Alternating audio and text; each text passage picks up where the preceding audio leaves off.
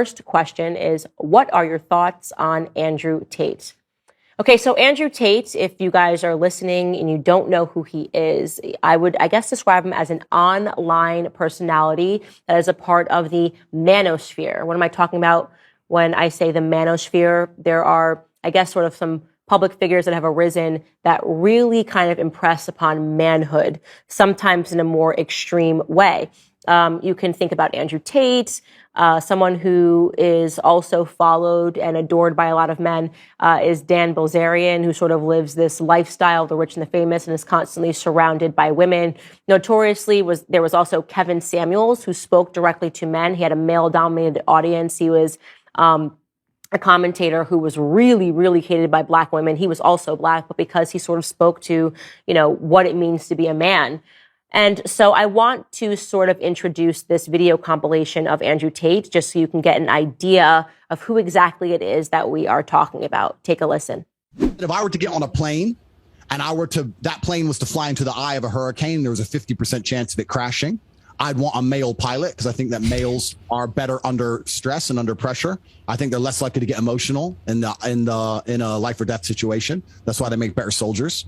That doesn't mean that doesn't make me misogynist. That doesn't make me sexist. That's just true. Women are better at other things than men. And I'll sit here and say women are better at X. But I will say that men are better at Y. I'm not going to sit and pretend that we're all the same. We're not. Under pressure, when your life is on the line, anyone who's honest would want a male pilot in said situation. You would not want a female pilot. I am extremely versed in CPR. I do know how to administer CPR. However, I will not administer CPR unless you're a hot female. This is the reality. If you're some fat dude and you just had a heart attack and I don't really know you,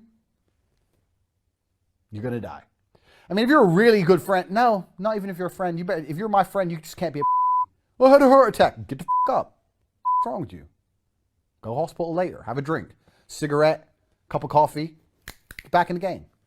I'm having heart attacks near me, little. So none of my friends would even have those kind of problems because I don't roll with little bitches. But if you're some dude I don't know and you need CPR and everyone's looking at me, who knows CPR? Well, me. Help him. No. Why? Because I ain't gay. What would you do if I wanted to start an OnlyFans? I don't think there's anything intrinsically wrong with women doing OnlyFans, as long as I had influence and control over it.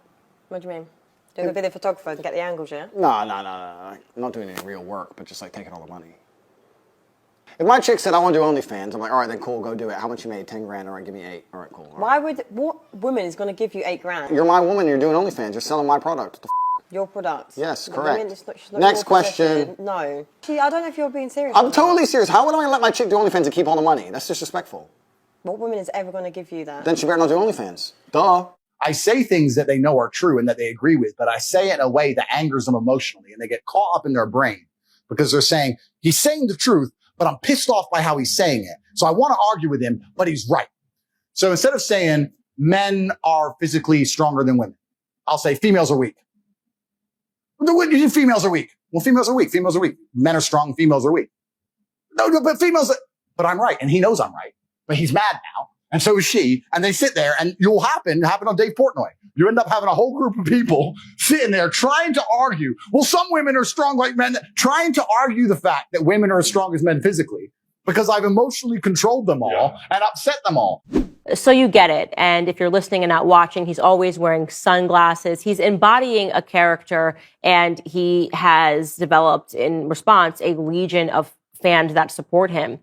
So my thoughts on him getting banned is that it's ridiculous. You can disagree with some of his ideas, right? Do I agree that if your girl has an OnlyFans account, as he once said, that you should be entitled to 80% of it because your woman is your property? No, I don't agree with that. But I would host him and I would debate him on that. I'm not offended by him even saying it. I think it's stupid, and I would debate him any day of the week on that because I think it's not even productive to society. But why is he getting banned for this?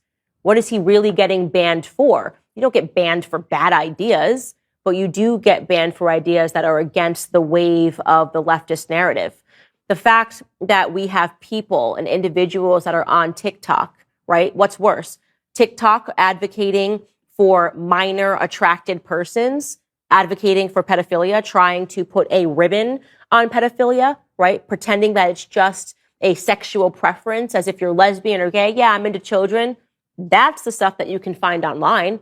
You can find professors that are talking about that are trying to introduce these concepts. What's worse?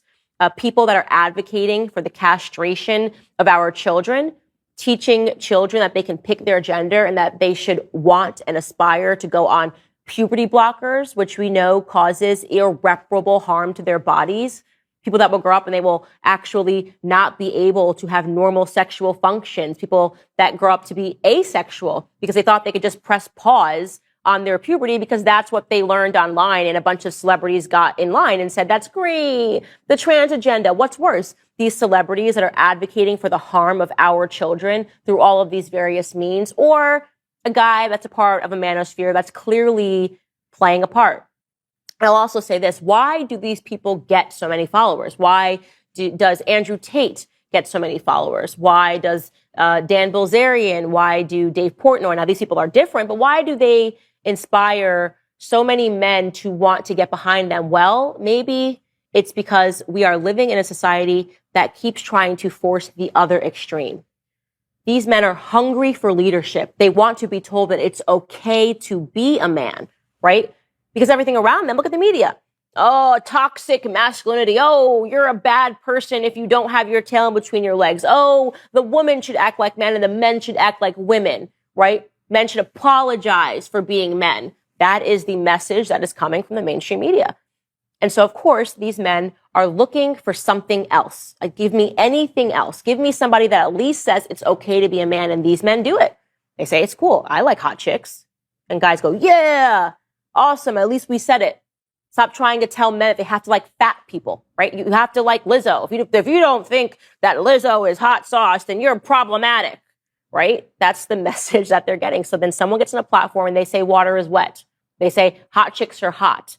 And these men celebrate, as they should, because they need to stop hearing these ridiculously toxic ideas and stop being led to believe that there's no place for them in our society. I'll wrap this portion by saying this. There is no society that can survive without strong men. So this is the natural response to a society that is impressing upon male weakness. You're going to get the other extreme.